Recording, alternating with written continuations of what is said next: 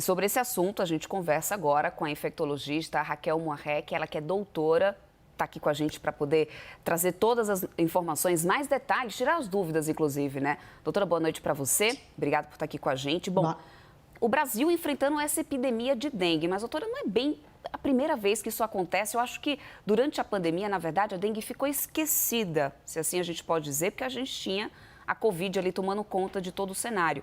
Mas é um problema que literalmente foi só apenas para debaixo do tapete, agora está aí com força total. O que acontece para que o Brasil passe por situações como essa, primeiro de tudo? Porque eu acho que isso traz um link importante para as pessoas saberem também como se prevenir, que eu acho que a gente precisa relembrar, porque é um problema que não é de hoje, mas que a gente continua enfrentando, né, doutora? Boa noite. Olá, boa noite, Débora, boa noite. É o seguinte, é um problema nacional, é um problema de vigilância sanitária, é um problema de saúde pública, é um problema de toda a população que precisa ter ciência dos criadouros, dos locais, precisa controle das águas, água controlada e precisa ter o cuidado para que todos entendam que são medidas preventivas e diminuir a quantidade desse vetor é que vai conseguir diminuir normalmente o surto de dengue a cada 2, 3 anos. Agora, como diferenciar os sintomas, doutora? Porque assim, ao mesmo tempo que a gente tem casos de dengue aumentando, a gente também tem casos de Covid aumentando. Então, como que a gente diferencia os sintomas para isso ficar bem claro para a população, né? Porque durante muito tempo, qualquer coisinha que acontecia, uma febre, uma garganta pegando aqui um pouquinho, já todo mundo pensa, opa, é Covid. Mas agora também tem a dengue. Como diferenciar? Olha, a principal diferença é que dengue é febre alta subitamente. Então, ela dá uma prostração, dá dor de cabeça, dor no corpo, dor atrás dos olhos. Ela pode levar, depois de uns dias, um exantema, que é aquela rush na pele.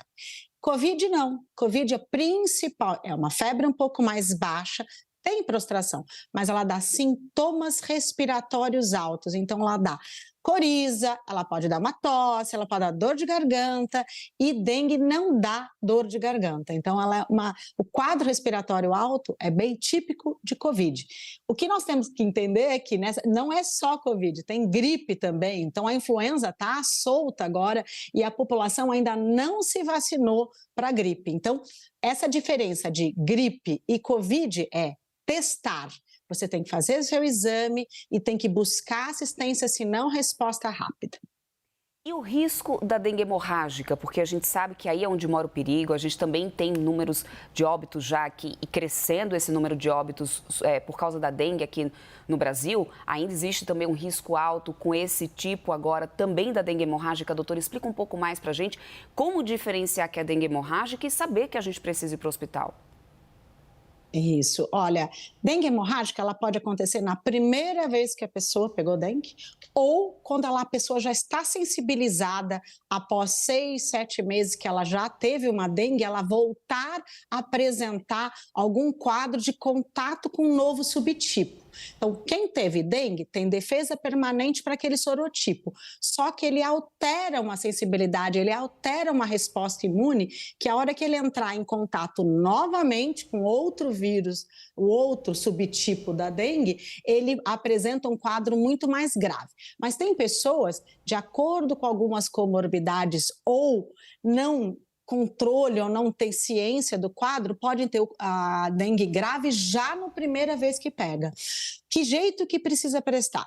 Não ingere água, não conseguiu colocar, faz mais hipotensão, tem mais uma letargia, uma sonolência, teve episódios de sangramento. Isso já mostra algum sinal de gravidade e isso é procura de assistência o mais rápido possível.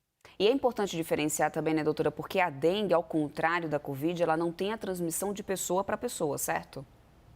Isso mesmo. A dengue, ela precisa do mosquito para ser transmitido. Então, o mosquito, ele eclode o ovo, que ele vira larva, ele tem uma sequência e depois ele vai picar alguém doente. Então, quando alguém está doente, ela ainda nem sabe que ela já está transmitindo para esse mosquito um dia, 2 dias antes do quadro febril, até 6 dias depois. Então, ele pica essa pessoa. Esse mosquito sobrevive pelo menos 2 meses e ele vai transmitir pelo menos num raio de 1,5 km para todas as pessoas depois do contato com aquele doente. Então, a transmissão é pelo mosquito. Covid não, é interpessoal. Uhum. E quanto à medicação? Porque eu lembro muito bem, olha que assim, Covid a gente já fala há anos, né, doutora? Mas eu acho que as pessoas acabam esquecendo, tem determinadas medicações que a gente não pode tomar em caso de suspeita de dengue, porque isso corre o risco de piorar os sintomas da doença, não é isso? Isso, olha, o principal é anti-inflamatórios, né? Que as pessoas esquecem tudo. Então, tem uma época de dengue, então não vamos tomar anti-inflamatório, dá uma evitada, toma analgésico comum, toma uma coisa que vai melhorar a sua dor de cabeça e que não precise ter uma resposta grave.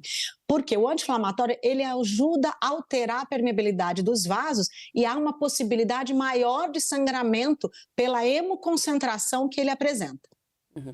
A gente está começando agora os estudos para o estudo inédito, né, para poder verificar essa eficácia dessa vacina, começando inclusive, já começou lá no Rio de Janeiro. Eu queria entender se a senhora está otimista, inclusive, com isso, porque, olha, a dengue é uma coisa que desde que eu me lembro da adolescência, já venho falando sobre isso, inclusive, já venho vendo isso acontecer no Brasil. Eu lembro que é difícil até, eu já tive amigos de fora do Brasil, que moram fora do Brasil, eles ficavam me questionando, mas como que um mosquito causa tudo isso? Sim. Então, no final das contas, como que você está em relação a essa questão da eficácia dessa vacina? Como que você vê essa vacina chegando agora?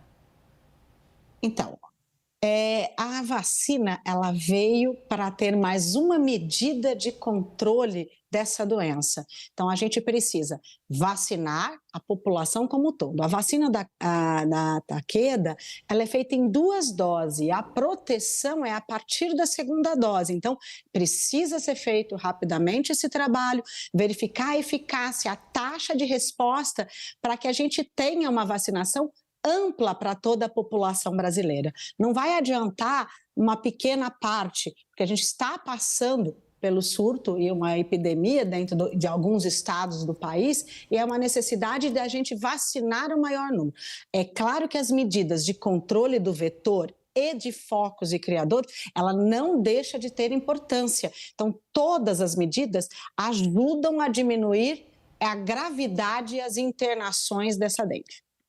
Mas é importante que também todos precisamos fazer um dever de casa, não adianta a gente apenas Sim. colocar a culpa somente, né, no governo, a gente tem que olhar também dentro de casa, se tem uma aguinha acumulada, para poder justamente combater o vetor, como a senhora muito bem estava falando aqui para a gente, doutora. Muito obrigada, Raquel Moarec, ela que está aqui nessa noite, trazendo todas as informações, tirando nossas dúvidas, né, porque afinal de contas esses casos estão disparando aqui no Brasil e a gente precisa ficar muito atento. Boa noite para você, doutora. Boa noite a todos.